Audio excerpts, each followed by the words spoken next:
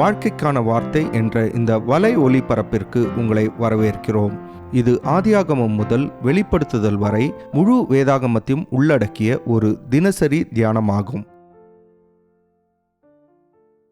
யாத்ராகமம் 1ஆம் அதிகாரத்தில் ஆபிரகாமின் பிள்ளைகள் எகிப்திலே அதிகமாய் பெருகினதை நாட்டின் ராஜாவாகிய பார்வோனும் கவனித்தான் என்று நாம் படிக்கின்றோம். யோசேப்பின் காலத்தில் 70 எபிரேயர்கள்தான் எகிப்தில் இருந்தார்கள். அதுவும் கோசேன் என்கின்ற ஒரு ஒதுக்குப்புறமான இடத்தில் மிக குறைவான எண்ணிக்கையில் யாருக்கும் தெரியாத விதத்தில் அவர்கள் ஒதுங்கி இருந்தார்கள். ஆனால் இப்பொழுதோ எங்கு பார்த்தாலும் எபிரேயர்கள்தான் இருந்தார்கள். 7ஆம் வசனம் இப்படியாக சொல்லுகின்றது: இஸ்ரவேல் புத்திரர் மிகுதியும் பலுகி ஏராளமாய் பலத்திருந்தார்கள், தேசம் அவர்களால் நிறைந்தது.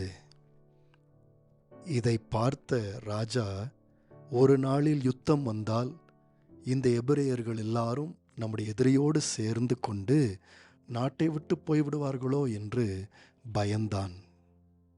10ஆம் வசனத்தில் நாம் வாசிக்கின்றோம்: அவர்கள் பெருகாதபடிக்கும் ஒரு யுத்தம் உண்டானால் அவர்களும் நம்முடைய பகைஞரோடே கூடி நமக்கு விரோதமாக யுத்தம் பண்ணி தேசத்தை விட்டு புறப்பட்டு போகாதபடிக்கும் நாம் அவர்களை குறித்து ஒரு உபாயம் பண்ண வேண்டும் என்றான்.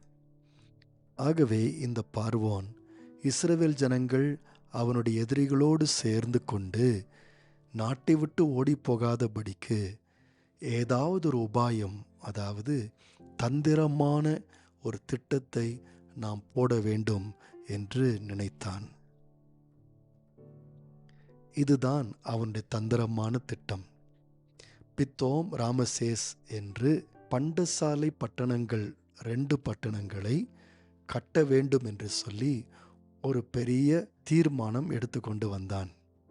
இந்த பெரிய கட்டுமான பணியில் வேலை செய்வதற்காக எபிரேயர்கள் மேல் கண்ணை வைத்து எப்படியோ அவர்களை வேலையில் அமர்த்தினான்.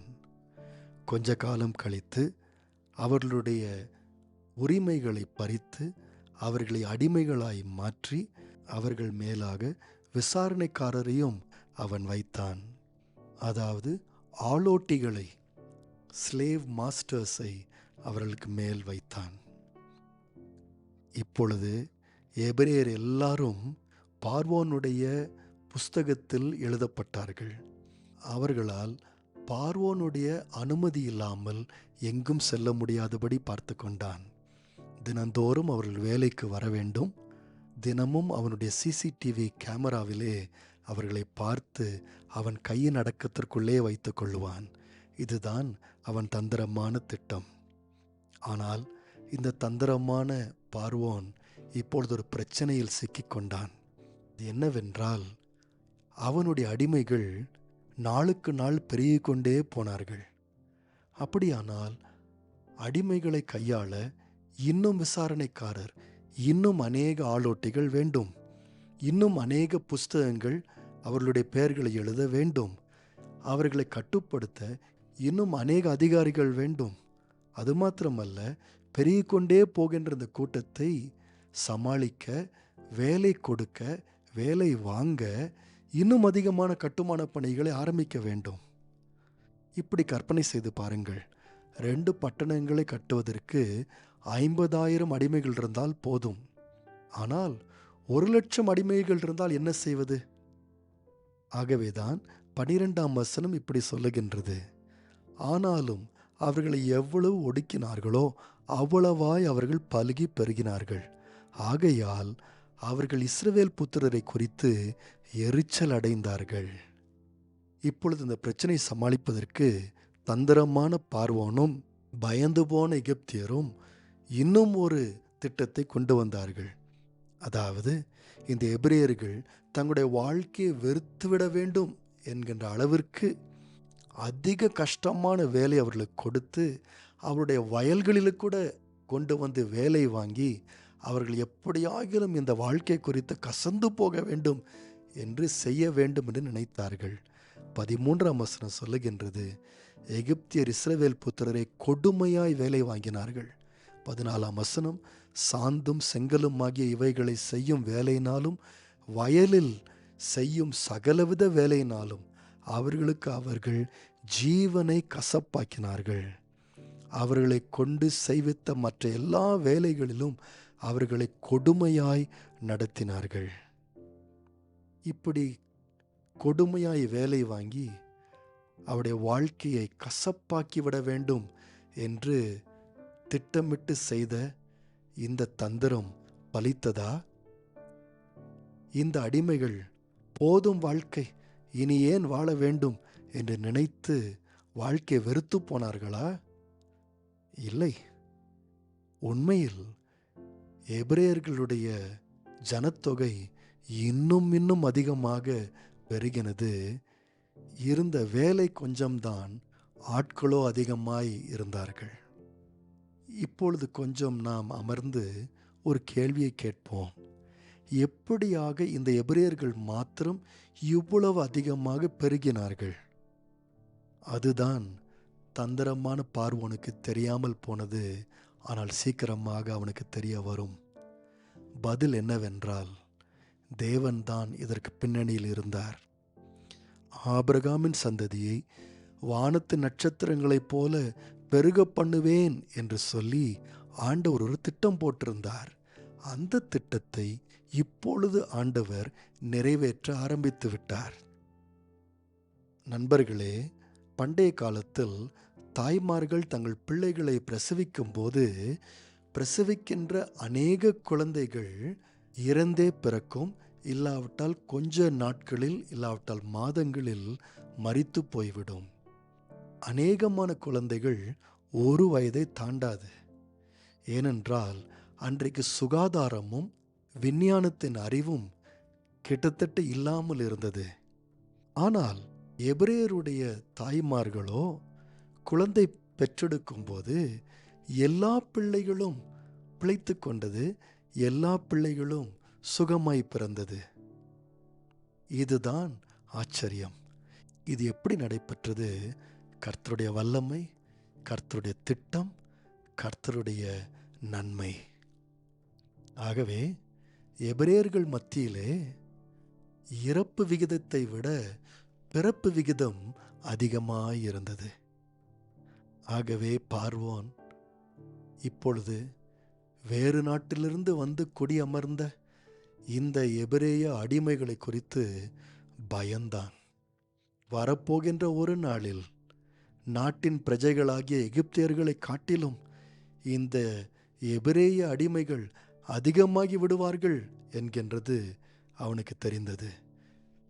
ஆகவே பார்வோன் அடுத்தபடியாக ஒரு திட்டத்தை போட்டான்.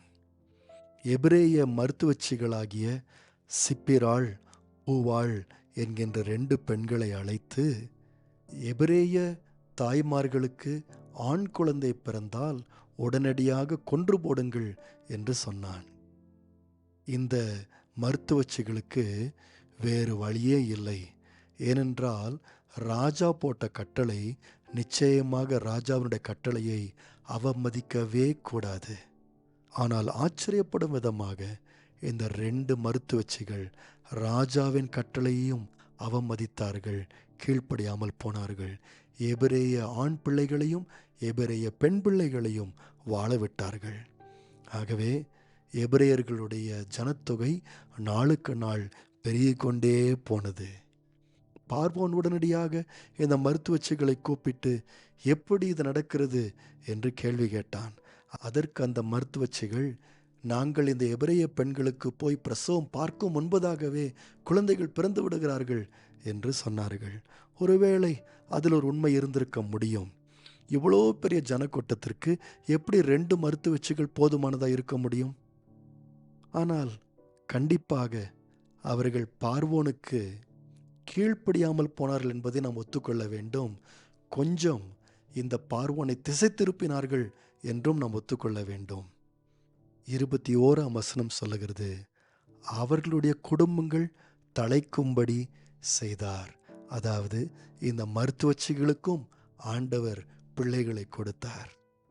விரக்தி அடைந்த பார்வோன் கடைசியான ஒரு திட்டத்தை கொண்டு வந்தான். எபிரேய தாய்மார்களே, குடும்பங்களே, தங்களுக்கு பிறக்கும் ஆண் குழந்தைகளை அவர்களாகவே எடுத்து கொண்டு போய் நைல் நதியில் தூக்கி எறிய வேண்டும் என்ற ஒரு திட்டம் கொண்டு வந்தான். நண்பர்களே, எப்பொழுதெல்லாம் ஆண்டவர் கிரியை செய்ய தொடங்குகின்றாரோ அப்பொழுது உடனடியாக சத்துருவும் கிரியை செய்ய தொடங்கி விடுகின்றான். இதை நீங்களே உங்களுடைய தனிப்பட்ட வாழ்க்கையில் அனுபவித்திருப்பீர்கள். எப்பொழுதெல்லாம் ஆண்டவர் தன்னுடைய திட்டத்தை செயல்படுத்த ஆரம்பிக்கின்றாரோ சத்துருவானவன் ஆண்டவருடைய திட்டத்தை உடைக்கும்படியாக முழு உற்சாகத்தோடு எழும்பி வருகின்றான். நண்பர்களே, சில நேரத்தில் பார்வோனுக்கு நடந்தது போல இந்த எதிரியும் சில நேரத்தில் வெற்றி பெறுவான். உண்மையில் சில எபிரேய ஆண் பிள்ளைகள் நைல் நதியில் தூக்கி எறியப்பட்டிருப்பார்கள். சில ஆண் பிள்ளைகளை தேவனுடைய பிள்ளைகள் இழந்திருப்பார்கள். நாமும் கூட இந்த சத்ருவுடைய தாக்கத்தினாலே சில காரியங்களை இழந்திருக்க முடியும். கிறிஸ்தவ சபைகளில் சிலர் ஆண்டவரை விட்டு வழி விலகி போகிறார்கள். சத்ருவுடைய கிரியையினாலே சில தலைவர்கள் கூட விழுந்து போகிறார்கள். தேவனுடைய பிள்ளைகளும் சபையும் சில நேரத்தில் சத்ருவனுடைய தாக்கத்தினால் சில இழப்புகளை சந்திக்கின்றது.